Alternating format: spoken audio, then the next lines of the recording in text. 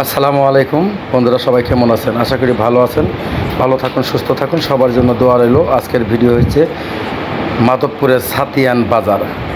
সাতিয়ান বাজারের আশেপাশে আমি যা আছে সব দেখাবো। আর বিশেষ করে মাধবপুর সাতিয়ান নোয়াপাড়ার যদি কেউ আমার এই ভিডিওটি পান, সবাই লাইক কমেন্ট করে শেয়ার করবেন, কারণ অনেক লোক দেশের বাইরে আছে। আপনাদের একটা শেয়ারের মাধ্যমে তারা ভিডিওগুলো দেখবে। আর আমি এখন সব ঘুরে ঘুরে দেখাবো, আপনারা দেখুন। আমি এখান থেকে শুরু করলাম। আমি এখানে সম্পূর্ণ দেখাবো আজকে। আশেপাশে যা আছে চেষ্টা করবো সম্পূর্ণ দেখানোর জন্য। সবাই মনোযোগ সহকারে ভিডিওটি দেখবেন, সম্পূর্ণ না টেনে। এখন আমি এই দিক যাচ্ছি, এই রাস্তা দিয়ে আমি দু সাইড দেখাবো। দেখানোর পর এই দিক দিয়ে দেখানি হলে আমি তারপরে আরও যে সাইডগুলো আছে অন্য সাইড আমি সব দেখাবো।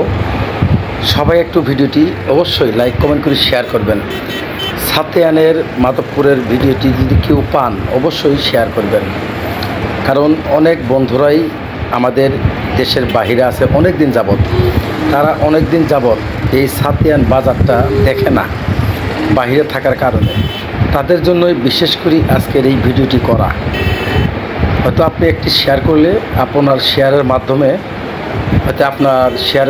আপনার বন্ধুবান্ধবের মাধ্যমে হয়তো তারা ভিডিওগুলো পাবে, তারা হয়তো দেখবে।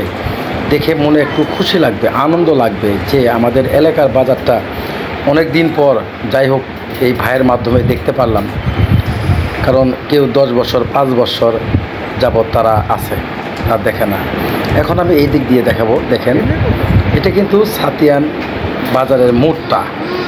এই মোড় থেকে আমি এখন এই যে রাস্তাটা দেখছেন, এটা হচ্ছে ফান্দোয়াক যাওয়ার রাস্তা।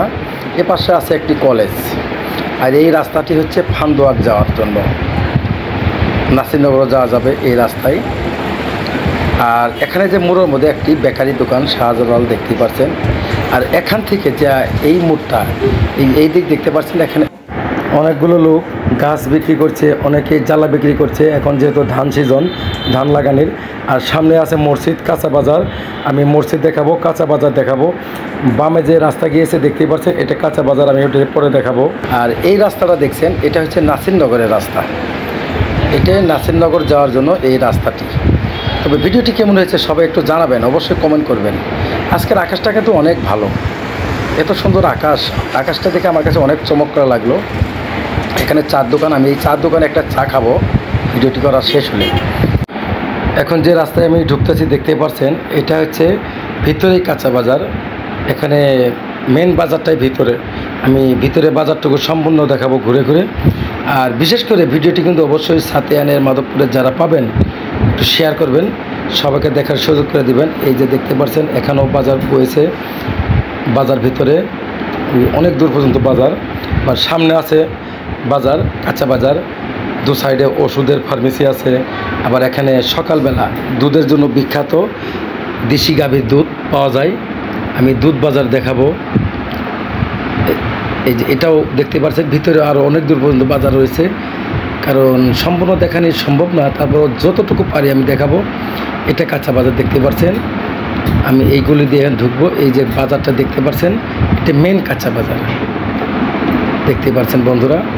এই যে এই দিক দিয়ে মেন কাঁচা বাজার এটা।